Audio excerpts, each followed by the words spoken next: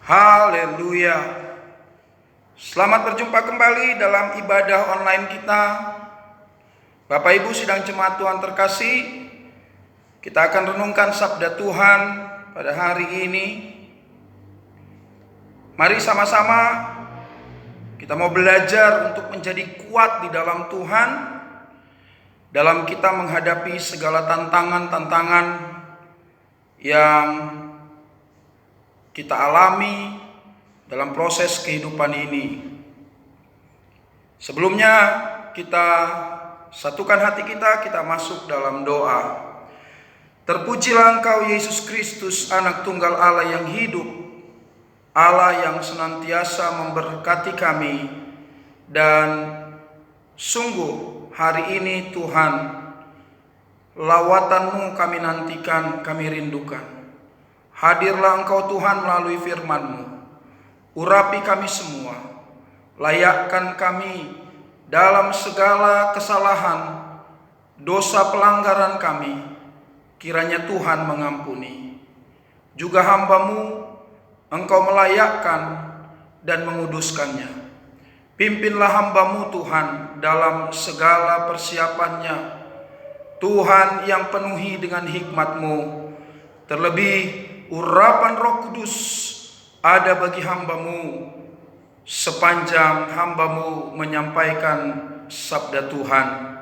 Terima kasih Bapa, kami siap dengar firman-Mu hanya di dalam satu nama yang berkuasa, di dalam nama Tuhan Yesus Kristus. Haleluya. Amin. Sidang jemaat Tuhan terkasih, hari ini kita mau belajar satu hal, bagaimana kita menjadi kuat di dalam Tuhan. Karena kuat di dalam Tuhan itu akan membawa kita kepada suatu ucapan syukur. Kalau kita kuat di dalam Tuhan, akan membawa kita kepada sukacita dalam menghadapi segala perkara yang harus kita jalani hari-hari ini. Bukan hanya menghadapi COVID-19, tetapi banyak perkara lain yang harus kita alami, yang harus kita hadapi. Itu sebabnya kita harus menjadi kuat di dalam Tuhan. Efesus pasal 6 ayat 10 dan 11. Saya akan bacakan buat kita semua. Akhirnya, hendaklah kamu kuat di dalam Tuhan, di dalam kekuatan kuasa-Nya.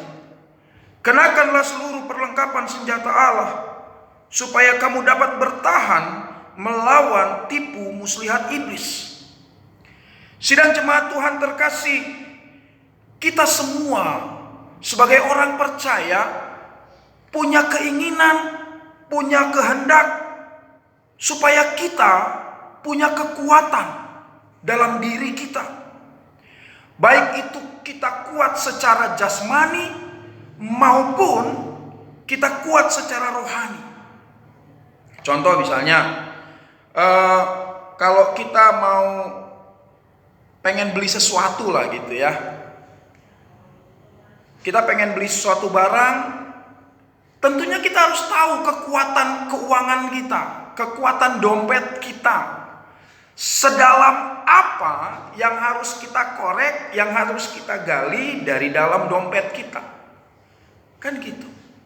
Salah-salah kita ngutang, ya kan? Tapi banyak hari-hari ini orang pegang kartu kredit, dia lupa gitu loh.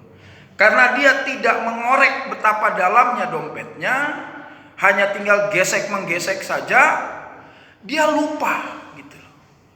Sehingga akhirnya dia membeli barang dengan kartu kredit, dia lupa batasannya, kekuatan keuangannya. Banyak orang Kristen sekarang seperti itu. Itu sebabnya untuk menjalani proses kehidupan ini, kita seharusnya punya suatu kekuatan, daya yang besar. Kenapa? Karena kita harus berhadapan dengan beratnya, dengan kerasnya proses yang harus kita jalani dalam hidup ini. Dalam hal inilah kita harus punya kekuatan yang maksimal. Dan kekuatan yang maksimal hanya datang dari Tuhan. Kekuatan yang maksimal hanya datang dari Allah sendiri. Bapak, Ibu, saudara-saudara yang terkasih dalam Tuhan, kekuatan Tuhan itu tentunya dapat kita peroleh jika kita ada di dalam Tuhan. Ayat 10 tadi bilang begini, akhirnya hendaklah kamu kuat di dalam Tuhan. Kekuatan Tuhan akan kita peroleh jika kita ada di dalam Tuhan. Jika kita ada di dalam Tuhan, artinya bahwa kehidupan rohani kita harus berada pada zona atau wilayah, daerah di mana Allah berkuasa. Allah nggak hanya berkuasa pada jasmani fisik kita, tetapi Allah juga berkuasa pada wilayah rohani kita. Itu sebabnya biarkan Tuhan berkuasa penuh atas hidup kita. Dan kita masuk pada zona itu, di mana Tuhan berkuasa di sana. Jangan pernah kau masuk pada zona di mana bukan Allah yang berkuasa, tapi setan yang berkuasa. Gitu. Kalau kita baca Mazmur pasal 62 ayat 2 sampai 3 itu jelas. Ya kan? Hanya dekat Allah saja aku tenang, daripadanya lah keselamatanku. Hanya Dia gunung batuku, hanya Dia kota bentengku. Itu jelas. Kekuatan orang percaya hanya ada pada Tuhan sebagai gunung batu. Rock of Ages. Mari sama-sama Bapak Ibu sidang jemaat Tuhan terkasih, kita harus memahami bahwa kehidupan rohani kita, jiwa kita haruslah dekat dengan Tuhan. Saya sebagai gembala nggak perlu ngajarin lagi kepada kita semua gimana caranya dekat dengan Tuhan. Udah tahu semua seharusnya. Ya kita rajin berdoa, rajin kita beribadah, rajin kita renungkan firman Tuhan. Nggak cuma baca, renungkan. Kalau baca, nenek-nenek yang mau mati besok pun tahunya kalau cuma baca. Ya. Anak umur 45 tahun sekarang, anak-anak TK itu, kalau cuma bacanya disuruh baca Alkitab, tahunya baca. Itu. Tapi kalau disuruh renungkan, ditanya lagi sama dia, apa itu arti renungkan? Kalau kita yang sudah dewasa secara umur, kalau cuma baca, halo, nggak bisa kita menikmati firman itu. Gak bisa kita memahami betapa kekuatan yang ada dalam firman yang kita renungkan itu kalau kita gak renungkan. Tapi berbeda saat kita merenungkan firman itu, maka kita akan dapat merasakan bagaimana kekuatan firman itu bagi hidup kita. Banyak orang secara fisik dia kuat, tapi secara rohani memble. Kayak tahu dia. Contoh lah Simpson. Nah Simpson fisiknya minta ampun. Itu. Bagaimana dia bisa mengalahkan itu binatang-binatang itu? Ya kan? Secara fisik dia kuat. Tetapi secara rohani cuman gara-gara cewek. Cuman gara-gara cewek. Nah, itulah. Banyak kita bisa jadi kita kuat secara fisik, tapi bisa jadi kita nggak kuat hanya gara-gara menghadapi soal materi. Kita nggak kuat menghadapi masalah tentang jabatan, kedudukan. Itu. Seringkali seperti itu. Contoh Lukas pasal 2 ayat 40. Di sana dikatakan bahwa Yesus bertambah besar, dia menjadi kuat. Itu. Dia bertumbuh bukan hanya secara jasmani, secara fisikly, tapi juga secara rohani. Bapak Ibu sidang jemaat Tuhan terkasih, kita mau belajar beberapa hal tentang ciri-ciri orang yang kuat di dalam Tuhan. Yang pertama, orang yang kuat di dalam Tuhan, dia mampu mengatasi kegagalan. Banyak orang-orang Kristen, orang-orang percaya, sekalipun dia sudah melayani di mimbar, dia menjadi singers, dia menjadi WL, dia menjadi ushers, dia menjadi penerima tamu, dia menjadi counselor, dia menjadi majelis, bahkan waktu dia menghadapi kegagalan dia KO. Dia memble, dia stres, dia depresi hanya karena kegagalan. Semua kita orang pasti pernah alami kegagalan. Tapi pada sisi lain, pastilah juga kita pernah berhasil. Sekalipun keberhasilan itu hanya kecil. Tetapi bagaimana kita cara melihat, sudut pandang kita melihat kegagalan itu. Kalau kegagalan kita pandang dari sisi negatif, hancur kita. Iya. Kalau istilah orang Batak, mahiu kita. Memble. Jadi kayak tahu. Tahu kalian tahu kan? Hanya jatuh sedikit, ambil. Kata Didi Kempot. Ya. Kita bisa semakin terpuruk kalau kita melihat kegagalan itu dari sisi negatif.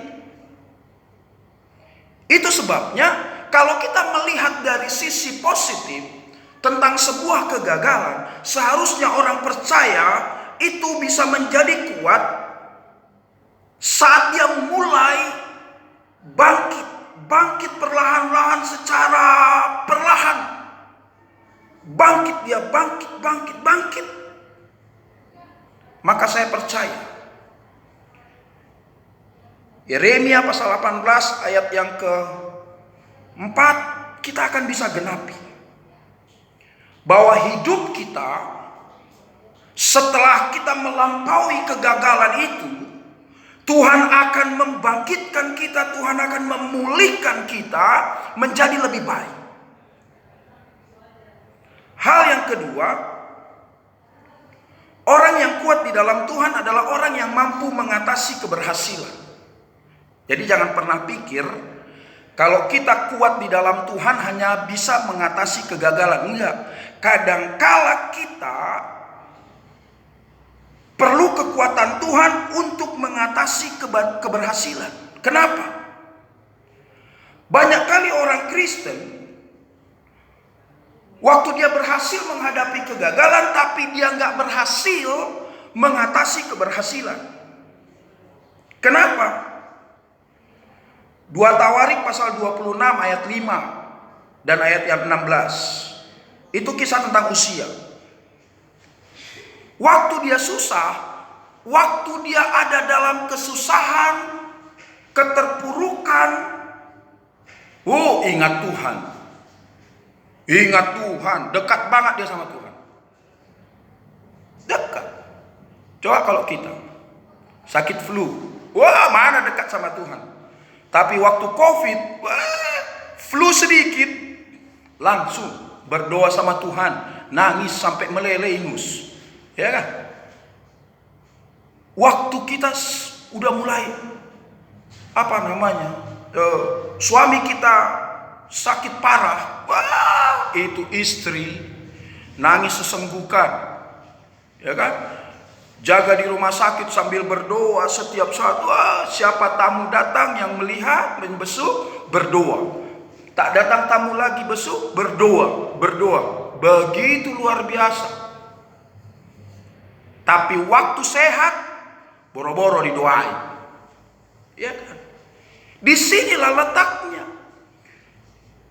Waktu usia sudah mulai diberkati Tuhan, dia memperoleh keberhasilan, tapi usia jadi sombong. Berapa banyak orang Kristen waktu miskin, dekat sama Tuhan, rajin ke gereja, tapi waktu Tuhan memberkati, ya kan? Tuhan berkati usahanya, Tuhan berkati pekerjaannya, naik jabatan, lupa Tuhan, ya. Gak pernah lagi datang ke gereja, bukan gak pernah setahun 2 kali. Itu waktu Paskah, waktu Natal. Udah cuma itu doang. Waktu dia diberkati. Alasannya apa? Aduh Pak Gembala sibuk saya. Ya kan? Nanti lama-lama Tuhan pun sibuk untuk orang lain, dia gak peduli lagi sama kau. Selesai hidupmu. Ya. Ayo sama-sama. Orang yang kuat di dalam Tuhan adalah orang yang mampu mengatasi keberhasilan dengan baik. Yang ketiga, ciri orang yang kuat di dalam Tuhan adalah orang yang mampu mengatasi kepahitan dalam hidupnya. Banyak kali kita orang Kristen, waktu kita miskin, waktu kita belum jadi apa-apa, kita dicela, dihina, bahkan gak dipandang sebelah mata pun. Lalu kita mulai kecewa, kita mulai akar pahit, kita mudah tersinggung, kita jadi berpikir negatif tentang segala hal. Ini kebodohan. Ini kebodohan. Seharusnya orang Kristen sekalipun dihina, dicela, diremehkan, bilang aja begini, whatever you say about me, apapun yang kau bilang, apapun yang kau bicarakan tentang aku, peduli amat. Selama kita tidak berdosa, selama kita masih melakukan yang benar, gak usah tersinggung. Itu, gak usah tersinggung. Sidang jemaat Tuhan terkasih, saya beri kesaksian. Ya, gereja kita boleh jadi berkat buat beberapa gereja di daerah-daerah. Waktu kita kirim berkat Tuhan, ya kan? Kita kirim waktu itu sembako, alat-alat untuk sekolah, buat Natal sekolah minggunya, hadiahnya katanya. Kita kirim itu. Tapi bilang terima kasih aja enggak. Gitu loh. Kalaupun nggak ada nggak ada handphone yang bisa moto, ya kan, bahwa bingkisan itu sudah diserahkan kepada yang membutuhkan, minimal ya SMS gitu ya kan, bilang ucapan terima kasih. Enggak. Saya tersinggung, saya kecewa. Enggak, ngapain? Bodoh kita. Ya itu urusan dia sama Tuhan lah, ya kan? Yang penting berkat itu sudah kita kirimkan. Nggak usah persoalan dia bilang terima kasih apa nggak usah, ya kan? Itu. Bahkan waktu itu hamba Tuhan ini sempat nelpon saya lagi, ya kan? Minta tolong dibantu. Walaupun sampai sekarang kita belum juga kirim bantuan, ya kan? Bantu doa bahwa kita punya program misi untuk membuat kolam lele, kolam peternakan perikanan lele di daerah Jepara. Mohon bantu doa supaya ini berhasil. Kita akan membantu keluarga-keluarga di Kampung Kusta di Jepara, supaya Tuhan izinkan setelah COVID-19 saya boleh berkunjung ke sana dan membantu mereka. Sidang jemaat Tuhan terkasih, waktu kita alami kepahitan tidak ada untungnya, kita pendam, kita biarkan dalam diri kita.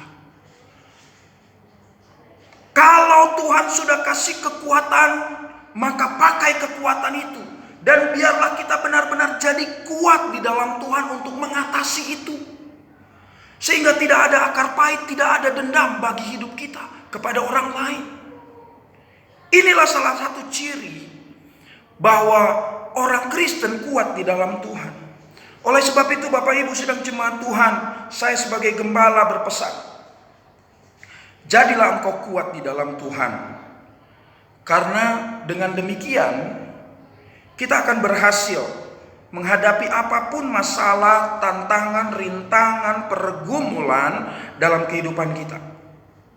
Mau itu kegagalan kah, mau itu keberhasilan kah, mau itu kepahitan kah, semua pasti kita bisa lalui.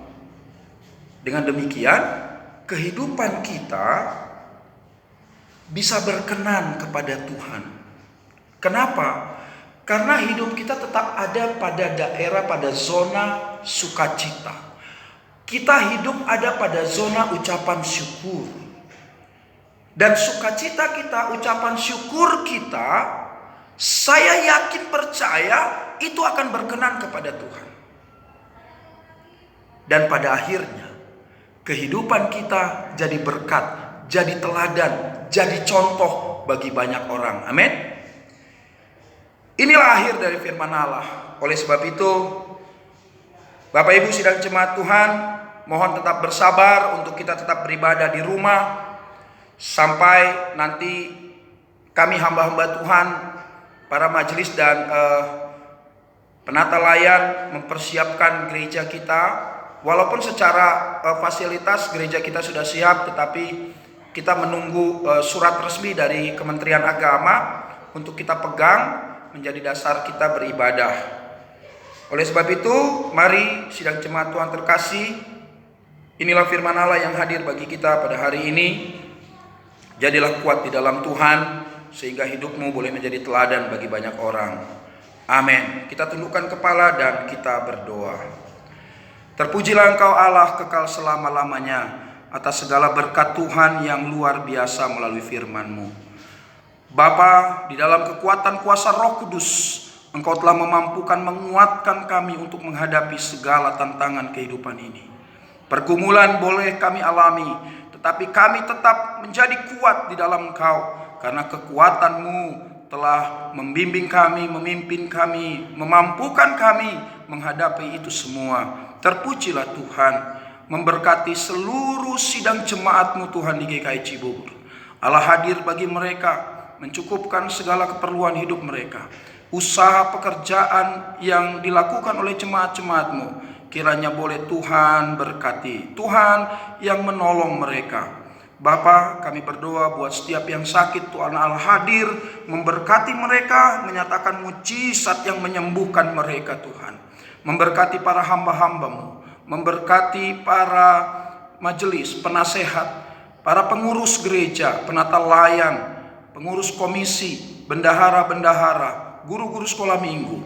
Berkati kami Tuhan dalam melayani pekerjaan Tuhan, pemain musik, semuanya Tuhan, kiranya kami boleh menyatukan diri kami, memberikan diri kami, menyerahkan diri kami untuk bersama-sama melayani di dalam Tuhan. Dan biarlah Tuhan dengan kesungguhan, kerelaan hati, ketulusan, kami boleh terus melayani Tuhan, menjadi berkat bagi banyak orang. Bapa di surga, Allah kami yang hidup, di dalam nama Tuhan Yesus Kristus, doa kami kiranya Engkau memberkati juga seluruh rencana-rencana pelayanan pekerjaan Tuhan di GKI Cibubur ini.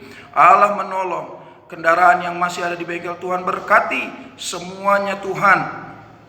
Kebutuhan keuangan yang ada diperlukan setiap bulannya, kiranya Tuhan mencukupkan. Oleh sebab itu Bapa, berikan kami kesehatian, baik sidang jemaat-Mu juga seluruh hamba-hamba Tuhan dan pengurus gereja, untuk kami boleh saling menopang, saling menolong, saling membantu satu dengan yang lain, untuk kami peduli dalam pelayanan pekerjaan Tuhan di GKI Cibubur ini. Kami berdoa buat keberadaan bangsa kami yang terus sampai hari ini masih harus menghadapi COVID-19. Tuhan tolong, Allah sendiri turut campur tangan bagi pemerintahan bangsa kami, mulai dari presiden, wakil presiden, seluruh menteri dan aparatur negara. Allah memberkati mereka dengan hikmat, agar mereka Tuhan pimpin dapat dengan bijaksana menghadapi ini semua. Allah juga menolong ekonomi negara kami.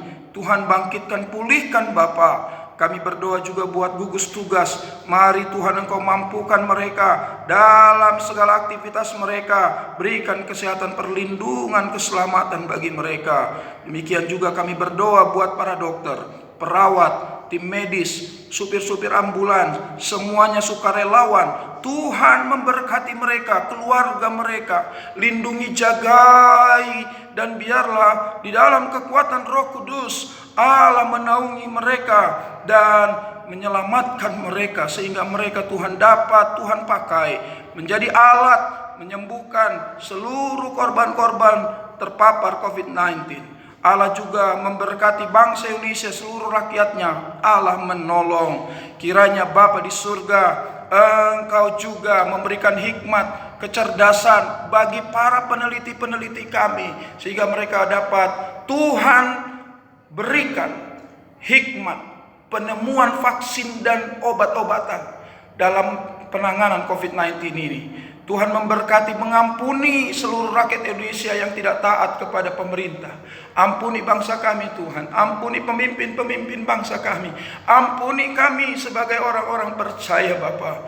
Allah sendiri memulihkan keadaan kami. Terima kasih Tuhan, terima kasih. Kami serahkan seluruh keberadaan hidup kami dalam proses aktivitas kami sehari-hari, mulai hari ini sampai selama-lamanya. Allah kiranya senantiasa memberkati dan menolong kami. Terpujilah Tuhan kekal selama-lamanya. Inilah doa syukur kami yang kami alaskan di dalam nama Tuhan Yesus Kristus yang telah mengajarkan kami berdoa. Bapa kami dalam surga, dikuduskanlah namamu, datanglah kerajaanmu, jadilah kehendakmu di bumi seperti di surga. Berikanlah kami pada hari ini makanan kami yang secukupnya, dan ampunilah kami akan kesalahan kami seperti kami juga mengampuni orang yang bersalah kepada kami.